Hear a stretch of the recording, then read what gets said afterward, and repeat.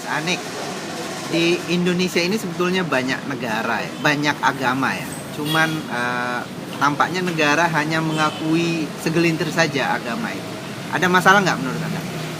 Menurut saya ini masalah besar, masalah serius di negeri ini.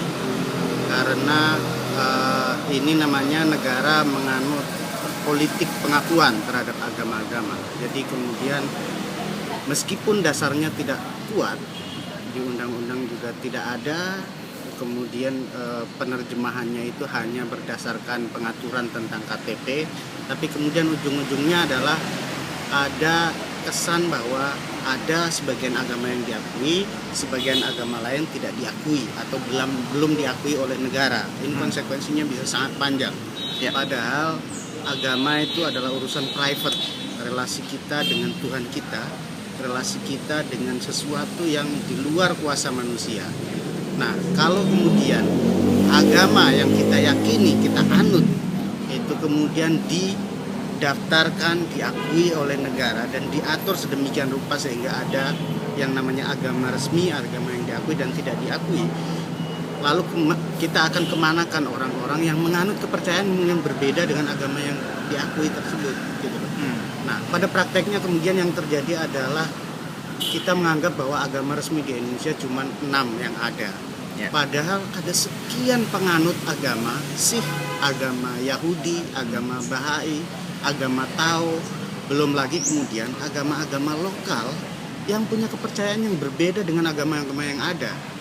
Nah, parahnya kemudian kan karena pengaturan KTP itu, sekian juta orang yang punya kepercayaan yang berbeda itu diharuskan mau tidak mau itu mencantumkan agama dalam kolom KTP-nya, dan itu harus milih dari 6 yang ada. Nah, ini namanya, kami menyebutnya adalah hipokrisi yang dilegalkan oleh negara. Jadi negara kemudian mendorong warganya untuk membuat identitas palsu. Saya punya teman seorang rabai Yahudi, tapi KTP-nya Islam.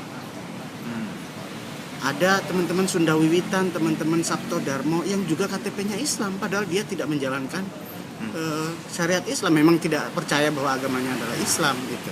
Kalau misalnya kita ke kelurahan dan kemudian kita bilang saya tidak mau mencantumkan 6 agama itu, saya mau mencantumkan Sunda Wiwitan misalnya, apakah itu akan bermasalah di kelurahan? Mas? Itu bermasalah, tidak bisa karena bikin itu KTP. kemudian ya sistem logika pengakuan agama itu kemudian terintegrasi dengan sistem pengelolaan KTP. Ketika bikin KTP di kelurahan itu hanya ada 6 pilihan. Apa masalahnya sih Mas Ani kalau kita tidak punya KTP di Indonesia ini?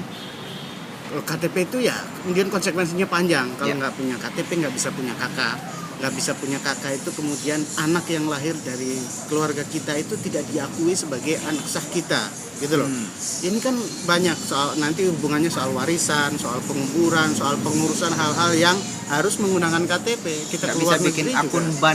bank gitu ya? Iya, akun bank, paspor dan lain sebagainya itu semuanya berdasarkan KTP dan KK, sehingga warga negara yang tidak punya KTP itu tidak bisa berbuat banyak di negeri ini sebagai warga negara yang sah, gitu.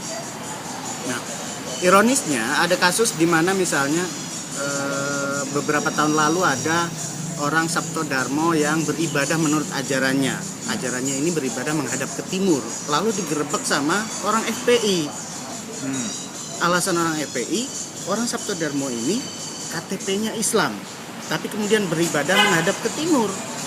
Nah, ini kan ruwet. Jadi orang Sabto Darmo merasa dipaksa untuk mengisi KTP-nya dengan salah satu dari 6 agama itu, tapi begitu mereka menjalankan ritual ala agama mereka sendiri disalahkan. Jadi itu kan seakan-akan dia harus mau nggak mau dipaksa menjalankan ritual Islam, padahal itu hanya kepentingan pragmatis yang hipokrit tadi itu.